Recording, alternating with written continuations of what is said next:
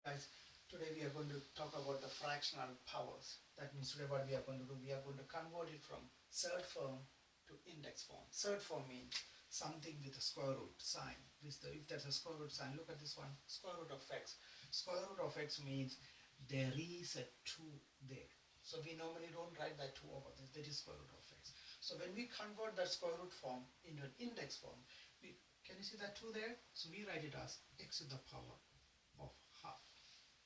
The surd form means with a square root sign. When we change the square root form, the surd form to an index form, we write as a fractional index. Right, look at this one, cube root of x. This is in the surd form, cube root. When we change that to the surd form, we write x to the, to the index form, we write it as x to the power of 1 over 3. Right, now what about this one, minus 2 times x to the fifth root of x. How do you change this one to an index form? So this one will be minus 2 times x to the power of 1 over 5. So this is a conversion from surd form to index form. All right, okay. Let's do some examples.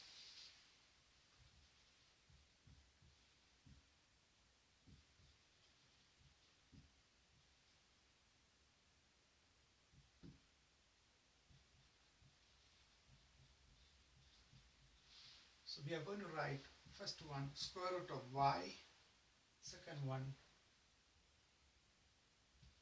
cube root of x, third one 4 times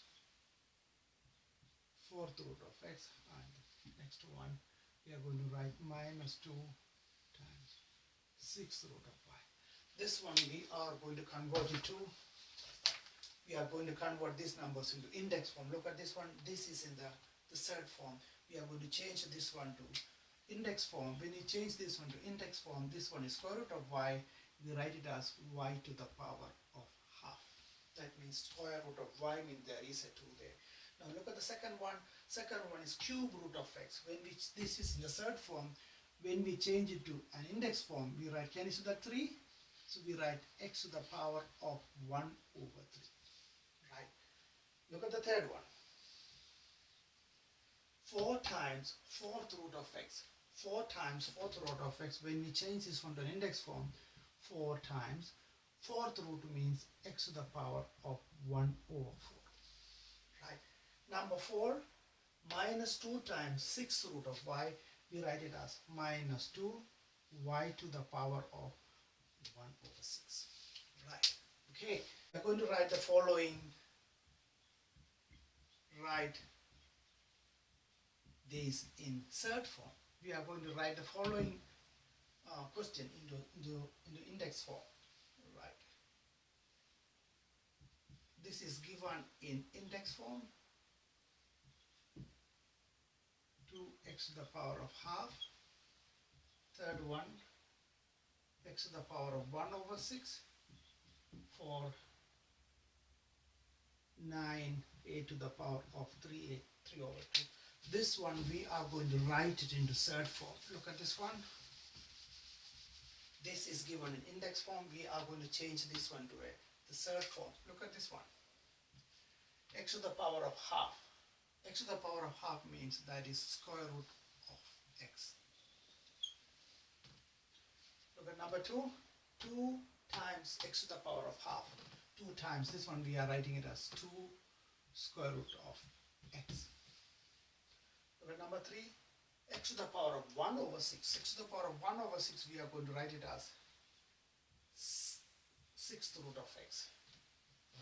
Number 4, 9 times 3 to the power half. 9 times 3 to the power half, we can write it as 9 times square root of 3. We can just leave it this way. Okay. The next one we are going to simplify.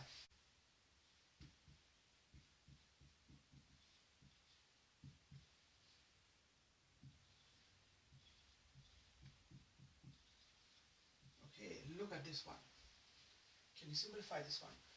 Square root of a to the power 5 times square root of a to the power 3. We are going to simplify. look at this one, what we are going to do here, we are going to convert that surd form into an index form. So this one we write a to the power of 5 over 2. I changed that surd form into an index form times, this is also given a surd form, square root of a to the power 3. There is a 2 over there, so we write that one as 3 over 2. Now we are going to use the first rule of the laws of index.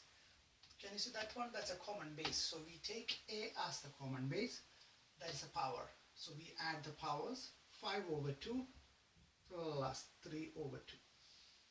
We add the powers. When we add the powers, a is a common base. When we add this one, can you see this one? That's a common denominator. 2 is a common denominator. 5 plus 3, that is equal to 8. So the answer is a to the power of 4.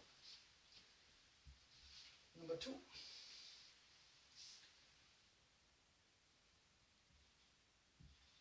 Cube root of a to the power 7 times a squared. Cube root of a to the power 7 times a squared. When you simplify this one, can you see that's a cube root? Cube root means to the power of 1 over 3. Inside the square root sign, there is a to the power 7 times 1 over 3. That means we can write it as 7 over 3 times a squared. We are going to use the laws of indices. Look at this one, that's a common base. So we are taking a as the common base. So we just add the powers, 7 over 3 plus 2. That 2, we can write it as a fraction by 2 over 1. So we are going to simplify this one. A is the common base. So we can take 3 as our common denominator. 3, this one, 7 plus 6. So we just cross multiply this one. 7 times 1 is 7 plus 3 times 2 is equal to 6. That is equal to a to the power of 13 over 3. That is the answer. We can leave it as this way. Okay. I want to do one more question. We are going to do the division. Square root of a to the power 8 divided by square root of a to the power of 6. Okay, what we are going to do, we are going to convert that surd form into the index form. So that became a to the power 8 over 2. That's a square root means there's a 2 there, we divide that 2 over there, 8 over 2 divided by a to the power, look at this one, 6. The square root means 6 over 2. We are going to simplify this one. A to the power 8 over 2, we can write it as a to the power of 4 divided by 6 divided by 2, that is equal to 3. We can write it as a to the power of 3. Right.